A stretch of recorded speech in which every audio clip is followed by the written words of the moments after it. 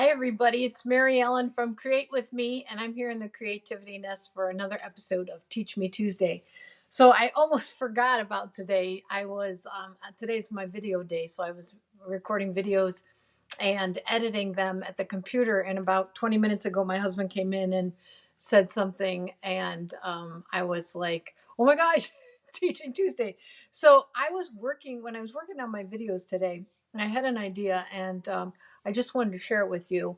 It was on watercoloring. So I was doing a simple watercoloring technique, and I thought, not everybody knows how to do this. So let's just talk about over the next couple weeks fundamentals of watercoloring, because sometimes there's just little tips that you don't even think about. And I've seen in class, and I do a quick wash on some of the cards, and I see some of my customers really struggling with that. So I thought that maybe this would be a really good place to start. So I'm going to take you down to my desk right here, and this is let me get that silly thing off of there.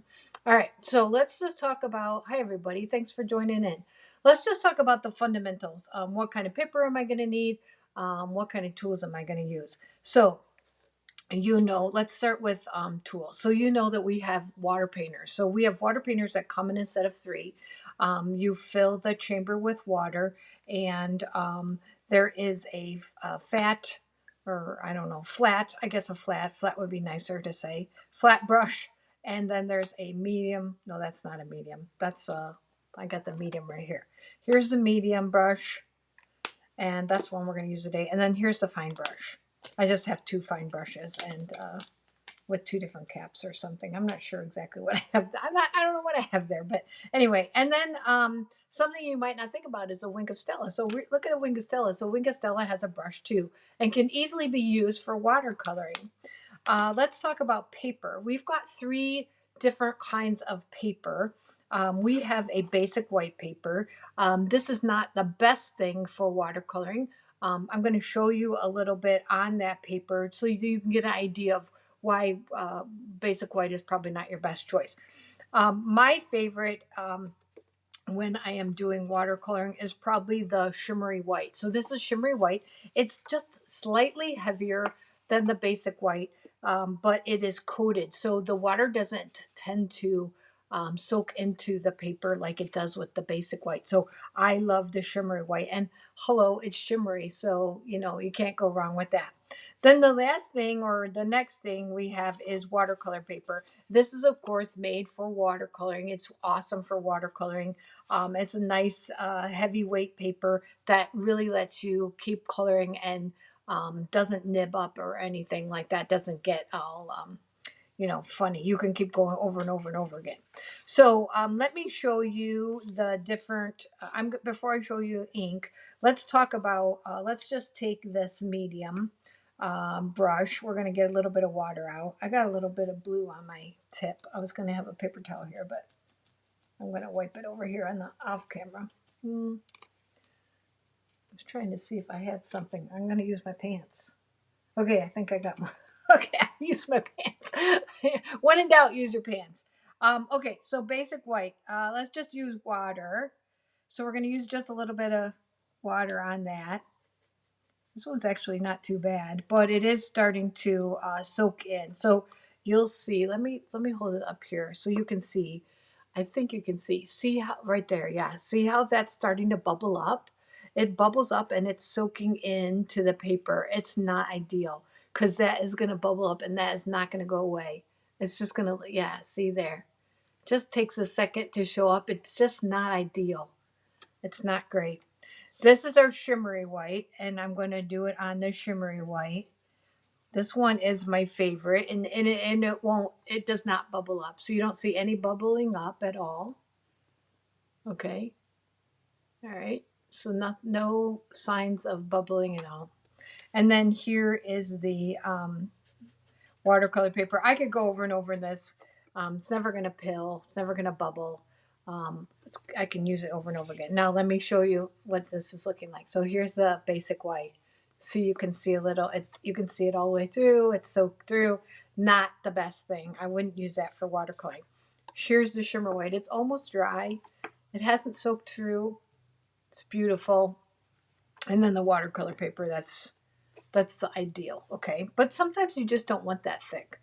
Now let's talk about, so we've talked about our tools here. Let's talk about our ink and what our options are. So I've just got Balmy Blue. I bought a Balmy Blue refill and a Balmy Blue ink pad. I like to use both. It just depends on what I'm doing. So, you've seen me do this before. You just palm your, these new pads take a little bit more. You just palm it, and it puts ink right here in a reservoir. You can pull ink from your pad. I don't usually do that because what I think I'm doing is incorporating water, and I don't really want that. So why not keep it in here in the tray so that I'm not getting water in my pad? I mean, I can pull color here, but then I'm always feeling like I'm incorporating some water into there. So I can pull it right from here. The other thing I can do is if I really want intense color, I can just put a drop or two of re-inker in this reservoir right here. And it's not going to hurt at all if it goes into my pad eventually, because who doesn't need an inkier pad anyway? Usually you do. So that's what you can do. But I want to give you some tips. So here's the shimmery white, and it's pretty much almost dried. So I'm going to pick a dry corner.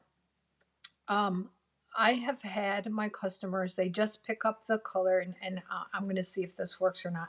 But if you're going to work on dry paper, yeah, you can kind of see what's going to happen.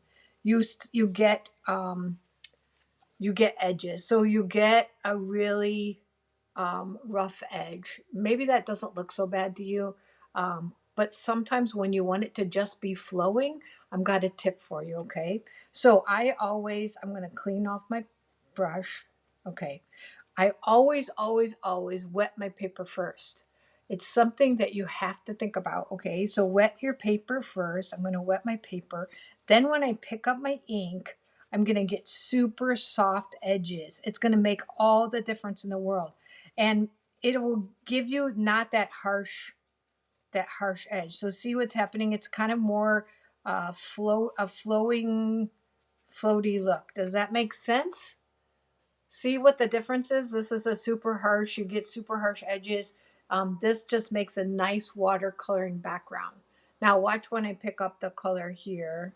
I should probably move to the fine one, but then I'm going to get a lot more intense. So I can sometimes go in and say, okay, now I want it to be darker down here at the bottom of this, whatever I'm going to, do here. So I'm going to darken this up, and I'm staying within the part that I've watered though. So that gives you a little bit darker. So you can see on camera easily what the difference is there.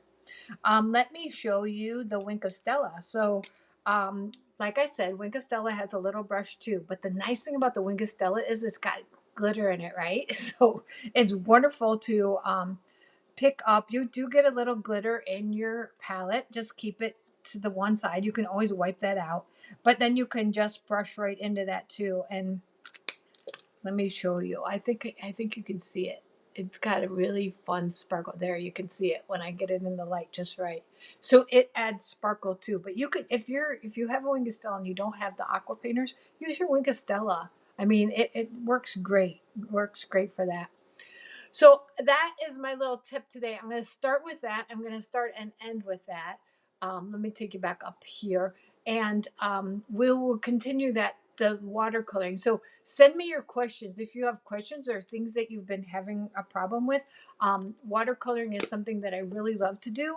I do a lot of it, and I'm here to help you. So maybe we'll talk about using like a resist with our watercoloring, or trying to I don't know. I'll just keep thinking about it. But I know you have questions, so please ask them, and I'd love to address them. And then now I'm going to go back to editing my videos. And I'm sorry, I didn't mean to forget about you, but I'm here every Tuesday at 2 p.m. Central Time for a little tip called Teach Me Tuesday. Thank you so much for joining me. I really appreciate it. Bye, everybody.